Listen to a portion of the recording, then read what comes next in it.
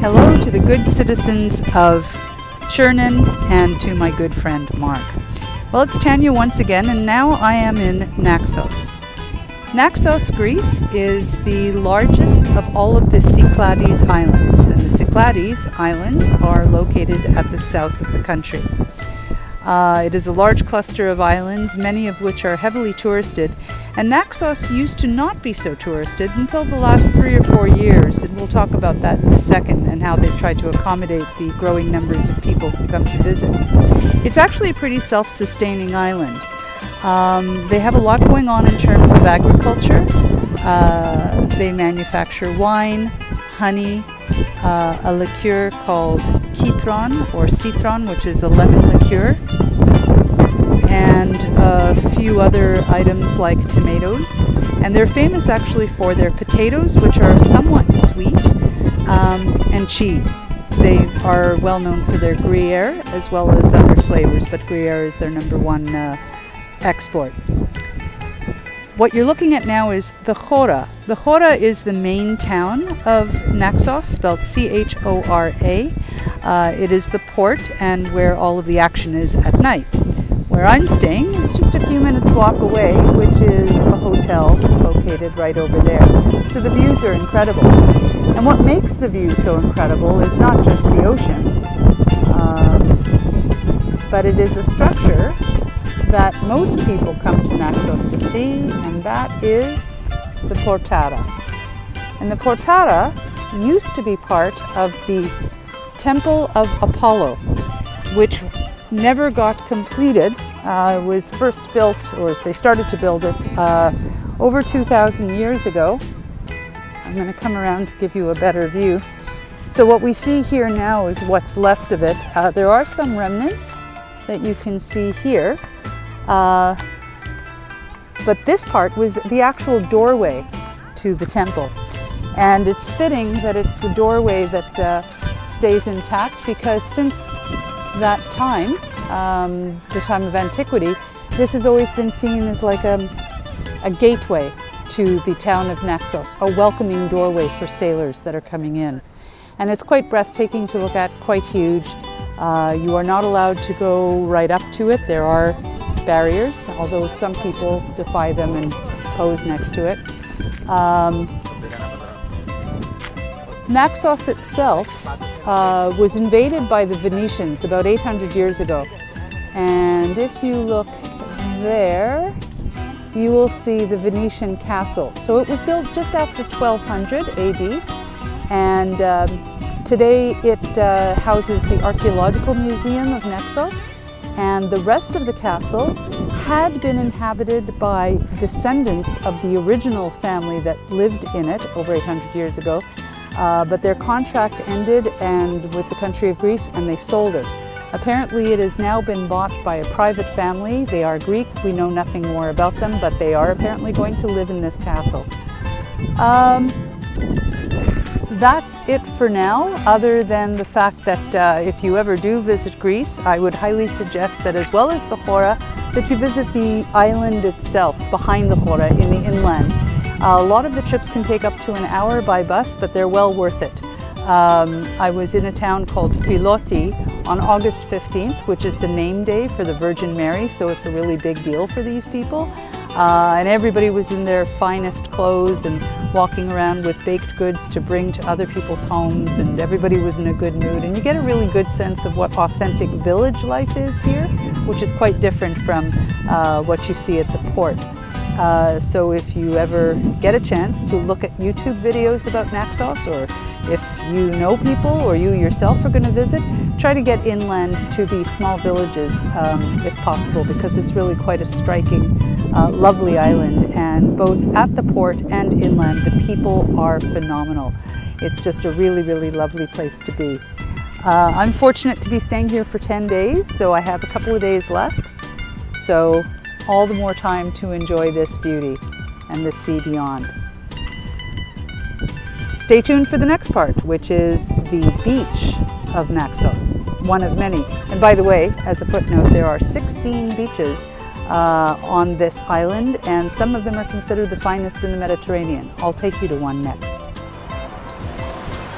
of all of the 16 beaches on Naxos, I would have to say that my favorite is the Plaka. Plaka is actually the Greek word for sand. Plaka Beach is the furthest away from the center of Naxos of all of the major beaches. Prior to that, there's Agia Anna, Agia Prokopios, Agia Georgios, and this one, Agia Plaka. Agia means beach. Of all of the beaches that are accessible by bus, this one is the only one with soft sand. Europeans are very accustomed to coarse sand beaches, and they're actually more popular for some reason than this one. And yet I find this one the most appealing of all of them. You can find all kinds of sports here. Windsurfing, kite sailing, or just walking along the beach. Boating, surfing, all kinds of sports that involve wind.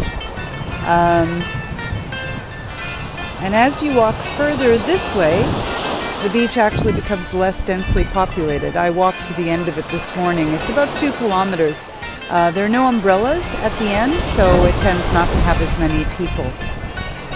But a lot of the hotels actually do offer umbrellas for you to bring and just stick in the sand and make your own private paradise. But for now, the area that I'm sitting in is right here. It costs €7 a day to rent 2 beds, and because I'm traveling solo, I have to rent both of them. So I alternate from one to the other depending on where the sun is. So now I'm just going to go for my walk and enjoy the crystal clear water of the warm sands of Naxos, Greece.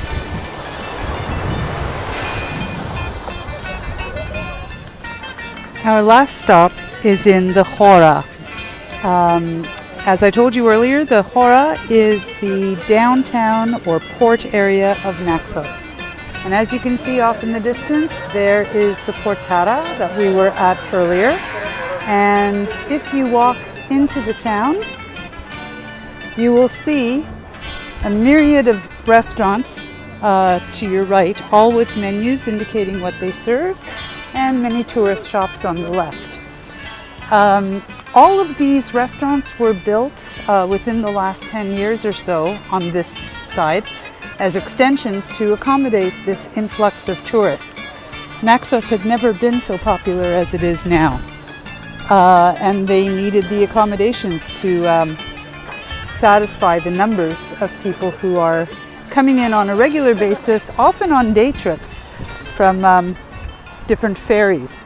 The Blue Star ferry arrives at about 5 o'clock every night, which is about half an hour from now, and hundreds of people get off the ship. Some, like me, stay for many days, and others either overnight or just for a couple of hours. This is the main stage in the town square, where occasionally there will be concerts and chairs will be set up. My first night here, there was a traditional Greek dance presentation, and a couple of nights ago there was a tango concert. You will also see on the left not only restaurants but also shops selling various products that are native to Naxos. Honey is a big seller. Some local liqueurs, one called Kitron or Citron, which tastes like lemon. You'll see a lot of these local jewelry shops selling traditional Greek jewelry. A lot of them at fairly low cost, but they're not really that authentic. If you want to get real Greek food, don't go to any of these restaurants. You have to go up the side streets and into the town to get an authentic eating experience.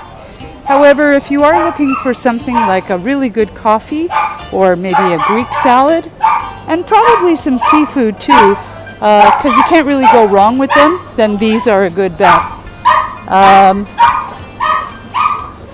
At night, this area is completely full, and it's almost impossible to move, so I chose to take you through this in the afternoon when things are a little quieter. These restaurants and shops continue for about another 5 or 10 minutes, at the end of which there's a city beach, and to your left there are more local shops and restaurants And if we turn this way, then we see the harbor.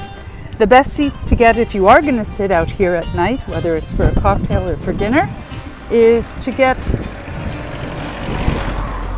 a seat right by the edge so you have the best view. You get the sunset here and you get the moon. It's a beautiful sight, very breezy, and a lovely way to end a day in Naxos. So thank you for joining me, good citizens of Chernin, and my good friend Mark. Goodbye from Naxos.